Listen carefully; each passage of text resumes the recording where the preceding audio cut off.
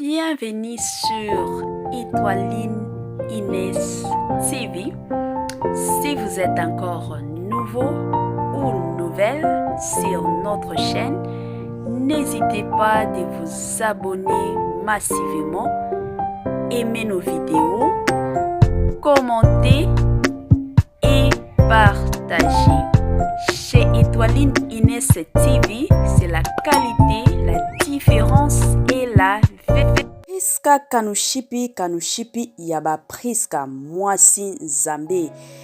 Priska Kanushipi mama wale babota kaka kobota elengi surtout ya kozala mama nde salaka bunyu kutu o balobaka mingi bandeko kobota nde likambo. Finalement Priska Kanushipi aboti kandenge zalaka mabota nde mabota mwasi ya mabota boye nde ezalaka kobota nde kobota bandeko babota kaka, on sait jamais, il faut kobotaka soki zemi ekoti babota kaka bamosusu omona soki aza na ye marie te makanisi ya liboso soki azwi zemi eza kaka na longola bato bakocholanga bato bakosekanga me bato mosusu neti ba Priska Kanushipi alobi te babota kaka parce que on ne sait jamais, peut-être bébé oyo un jour yende akozala kandenge zalaka.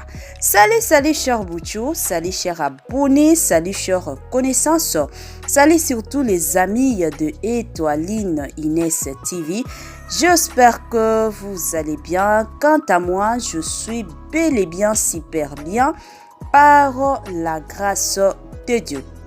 Chers Bouchou, chers abonnés et chers connaissances, yalelo na memeli bino lisusu Priska Kanushipi bandeko.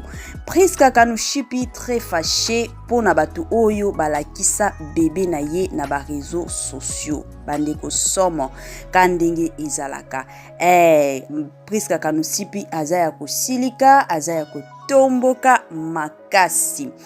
En tout cas, la famille, avant tout kota kandenge zalaka, na mwa makambo na biso ya lelo, na osenga nanu na batu onyo sotu, si c'est la toute première fois ya kokota na chaîne na biso, chaîne moko kitoko, chaîne ya batoli ya makasi, chaîne moko ya bana nzambe. Je vous prierai surtout de vous abonner massivement. Abonnez-vous. Cliquez aussi sur la cloche de notification pour surtout recevoir les nouveautés de notre chaîne. Aimez la vidéo, commentez et partagez et que sala biso oyo penza tolobaka na biso chaque jour tokos makasi. Bandeko makambo nde makambo bandeko makambo eza ya somo makambo eza ya koinda. Bandeko tozwa nanu bakiti na système moko ya bien. Bavanda kaka. Na ba chaleur oyo bandeko. Ezala bien. Otala na émission, olanda na émission, ozana ya kovanda. Ba chaleur ekomi makasi pas possible. Ovandi na yo penza, wana tokomi na biso ko beta masolo kandenge to betaka. Na système moko ya bien makasi. Wana botia mwa mai batu nyonso ya Paris balobi Paris chaleur nde likambo. Botia mwa mai pembeni, botia mwa jus na bino, tolingaka jus mingi pona batu oyo bazaka na problème ya constipation. Mwa jus esalaka mwa bien pona côté ya constipation.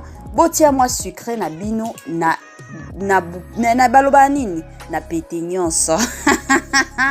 Batia kaka bandeko botia mwa eloko kolia.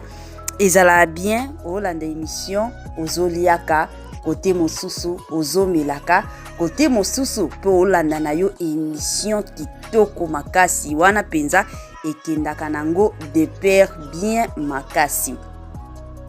Bandeko makambo yango yo toye lisusu na makambo bino moko boyebi soki tofongoli ba caméra na biso seke ba makambo eza bino moko boyebi donc ya lelo pe makambo eza.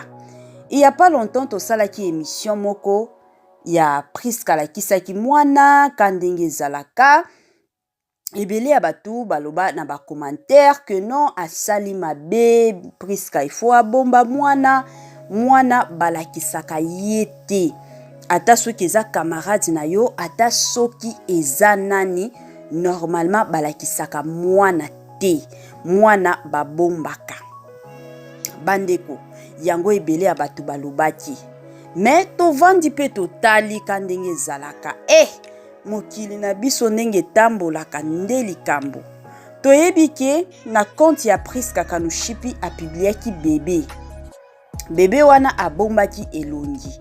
Sikoyo eyaki kosala ke na ba compte mosusu kandenge zalaka baye ko publier kaka bebe wana, mais bafongoli penza elongi ya bebe wana ebandaki komonana mtu nyonso tu akozaki komona elongi ya bebe wana. Na kovanda ka boye nzoka bebe wana aza na bebe ya Priska Kanushipi te. Ezaka ba bebe kandenge zalaka ba bebe yepe atiaki kaka. Boyebi ka mutu soki aboti esengo wana kozala mama, mais azwaki penza foto ya bebe na ye te. Azwaki penza foto ya bebe na ye te, ezalaki kandenge ezalaka mwa foto kaka azwaki pe ake atie. Siko mutu wana pe atinde pe batu mosusu. Wana selon ba explication ba pesi biso. Parce que ngana yaki awa teke na confirmer que ezaki bebe ya Priska Kanushipi te, mais na yaki kaka kandenge to pesa ka ba conseil. Nde ba yeko signaler biso ke non, Priska a publié ki to apesa ki batu bebe na ye te.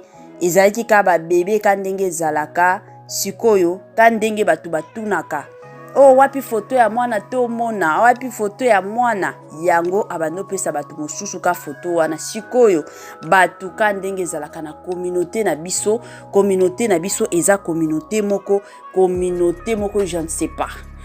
Donc ebele abatu balingaka sabotage, ebele abatu balingaka kaka ko bebisa mwa réputation ya batu bandeko. Yango esalaki keno bayaki ko publier video, bayaki ko publier photo wana ya bebe wana, mais en réalité azaki na bebe ya Priska Kanushipi te. Wana ezande ba explication ba pesi biso. Toyebi te soki makambo ba oloba eza ya solo ke ezaki bebe na ete to eza kaka tellement que ebele ya batu lobeli Priska Kanushipi yango aye kopesa ba explication wana toyebi na biso te. Bino moko boyebi kaka yango toyeki kaka ko informer bino, parce que ebele ya batu bakoloba na biso ke non, soki bolingi boya kopesa biso ba information il faut bo siraka. C'est vrai la famille mosusu tozalaka pe coincé wana penza boyeba. Tozalaka na biso pe mosusu coincé. Mosusu toyaka bino moko boyebi, toyaka vraiment na ba information o ezalaka exact toye to pesi bino. Mais eza pe na bata mosusu bandeko nanga tozalaka na posa toya kopesa nyonso. Mais soki tomoni ke nyonso ezate toyaka kana oya muke toye kopesa bino, toyeka ko flasher bino comme ça boyeba nini ezoleka. Donc ezalaka mwa bongo, en tout cas bo tenir biso rigueur te. Wana topesi mwa toli kandenge ezalaka basi ya mabota ezalaka bongo. Soki to lobela mwa likambo moko boye ezalaka pe bien toye pe topesi toli na sujet wana. Sikoyo toli na biso ya lelo eza kaka pona basi ya mabota. Bandeko nanga lelo toza na système, surtout na 21e siècle oyo toza na système mingi ya ba biberon. Na kalawana ba mama na biso ba koko, en tout cas babandaki na bango ko utiliser ba biberon te pona ba bébé mingi ezaki kalibele place yonso mama zo kendaka omona apesi ne kalibele, ata baza na taxi, ata baza na mutuka mama ko kipete a opesa kalibele. Na kalawana donc ezalaki mwa bongo. Sikoyo lelo tokomi na 21e siècle bandeko, makambo nyonso tu esi échanger. Makambo nyonso esi échangea nango. Donc na monde lelo mingi basi ya mabala bazo utilizaka ba biberon. Ezana ba mama mosusu omona kaka miliki penza ya mabele na yende ya kotia na biberon otambola kanango na mwa sac kandenge ezalaka mwa soki oboti oyebi ke il faut na somba mwa sac ya bébé nanga. Place nyonso nazo kendaka mwa ba pampers ya bébé eza kuna, ba poudre ya bébé, ba wipes eza kuna, donc biloko nyonso ya bébé eza na mwa sac wana. Otie pe biberon kaka na sac wana. Tango bébé obandolela oza na yo na mutuka ozana yo soki na train ozana yo soki wapi obimisaka biberon wana opesi mwana na yo kutu eza na ba mama mosusu omona soki mwana azata na ba 6 mois déjà omona otambola na biberon na ye ya miliki kote mosusu pe azotambola na biberon na ye atie mwa mai to ba mosusu omonika atie mwa jus pona bébé na ye ata soki aleli apesi ye donc ezala bongo.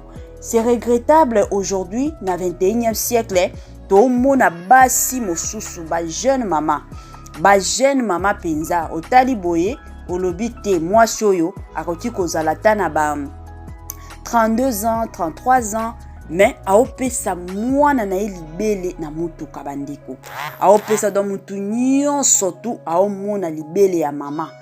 Et ce qui est vraiment regrettable bandeko et au sala pasi pe na soni na génération ya lelo na siècle surtout ya lelo bandeko to bongisa to kendo somba ba biberon ebele ya bato bakoloba ke non eza na bato mosusu baza na mbongo te c'est vrai mais biloko pe ya moins cher ezalaka problème ezalaka propriété ya oyo moko mama oyebike ba biberon oyo ba okoki kotokisa ngo basalaka bongo outiliser yango na tongo pourquoi tango ozonga osokoli yango kitoko otie yango na mai otie yango na moto tokisi yango ezala bongo mona makambo nyonso e obando tambola bien yango ezalaka soki ozana zemi à partir à 2 mois déjà bandaka déjà ko préparer moi biloko ya muke ya mwana ezala bongo ebele ya batu lelo surtout basi ya libala basi oyo bauti ko bala ya pas longtemps bazalaka na moi comportement wana olobaki no na obota ata na okoma pembeni peut-être à 8 mois que dire soki à 8 mois wana ozala na makoki te et ozala ndenge nini o préparer layette na yo ndenge nini yango ezalaka bien soki déjà oyebike na zana zemi à partir à 2 mois okina yo ko bando somba mwa biloko a bébé mwa bilamba ya muke kutu batu mosusu omona chaque mois au somba ka pampers moko au bois na ndako mwa sachet ya pampers au bois na ndako mwa ba poudre ya mwana déjà au sombaka mwa ba wipes muke o sombaka mwa basani o ba bébé baliaka ba poto o sombaka biloko mike ya mwana chaque mois kaka lobi ke non moi oyo na osomba moi o na osala boy soki ozeli que non peut-être na osombele bilamba ta on a koyeba soki ozala mwasi to mobali mais biloko wana sans problème okoti na okosomba soki ozana ba 6 mois de grossesse parce que à partir à wana déjà koyeba okende na yo na échographie baolakisa yo soki aza mwasi to aza mobali donc ezalaka bongo mais ba biloko mosusu basani ba pampers ba biberon ce sont des histoires oyo basombaka nango avant tango o découvrir que non nazana zemi okomi kosomba basi mosusu omona avandeli ka kolia ayebiki nazana zemi tozana makoki ya malonga te mais omona ka biloko moko boya cher mobali ake kosala ayebi mposha mobali na yeke mobali na ngazwa kaboye il faut to futa ndako il faut na somba provision mais ya ko préférer na ye abimaka ba restaurant mabe akende koto yo mabe kote mosusu azobosana keno nazana zemi il faut na bota basi ebele basalaka bongo ebele tu comprenara na biso keno manque de moyens c'est tout à fait normal mais ezana basi mosusu omona ta mobali azozwa mwa mbongo ya muke mwa mbongo quand même ezomonana mais ye atie na mutu na ye kaka no baposa ya zemi nanga elingi kana lia KFC zemi nanga elingi kana lia soki McDonald's zemi nanga elingi kana lia Bega bandeko mosusu faut kokataka baposa ya bazemi wana izana basi mosusu ba exagéraka et ce qui n'est pas bien tango kobota wana ozana biloko complet ya mwana na yote yango bomonaka batu mosusu aye atali boti me tala bilambo ozotia mwana kutu batu mosusu atana pampers ya malonga mwana nzana ngote yango bomona batu mosusu bakomi kotonga bino batu mosusu bakomi kotonga et puis bobando regretter donc yango batu bayaka kotalanga pona kotonganga bayako kotalanga pona boyeboy basi ya mabala tozala mayele tozala vraiment mayele ba mama na biso ya kala ba koko na biso ya kala kutu ebele babando sala na bango te.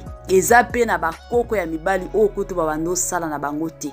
Babandaki ko vivre ka na ba champ na bango ka ndenge ezalaka. Sikoyo ba génération ya biso ya lelo ya même de ces femmes là ba au travailler, ba au sala, bazana banda kwa mabala mais ba salaka, mibali pe ba salaka. Siko to que zo sala, en tout cas au komi déjà na zemi. To so que salaka te à 1 mois déjà de ta grossesse. Commence déjà ya ko préparaka balayeti na yo. O préparaka biloko ya mike pona bana na yo, pona mwana na yo tango kobota. Ezalaka bien. Ezalaka mabe soki batu baye kotala yo mwana na yo ata couvre malonga azana ngote. Blanquette ya malonga aezate. Bandeko yango basekaka bino. Yango basekaka. Kutu batu mosusu soki oyebi te biloko ya kosomba. Lelo ba marraine baza soki peut-être yo zalaka na marraine te okoki komona ta moi grande sœur moko a quartier oyebi ke grande sœur oyo azalaka bien si abota akoki kosunga yo ke non soki ozana zemi fo bando bota o bando somba ka biloko boye selon ba moyen na yo donc ezalaka moi bongo batuna kaka soki ovandi silence muto akoya kosunga yo akozala te mais batu penza ya koya koseka yo bakozala na bango ebele makasi. Donc, ezalaka bongo. En tout cas, chers Boutou, chers abonnés et chers connaissances, nalingi na pesa bambote nanga na ba abonné na biso nyonso de partout au bolanda biso. Tozana ba abonné au bazana Italie, bazana Turquie, ba abonné bazana États-Unis, bazana France, donc Congo RDC, pourquoi pas Congo Brazzaville, donc bazana bango ebele, ba Afrique du Sud kutu kolobate, donc ba abonné na biso baza presque partout, to pesi bino bambote ya kitoko et surtout grand merci pour na partage na bino bo sala ya émission na biso, grand merci pour na ba j'aime na bino pe na ba commentaire na bino, que Dieu vous bénisse abondamment. Bye bye la famille et à la prochaine.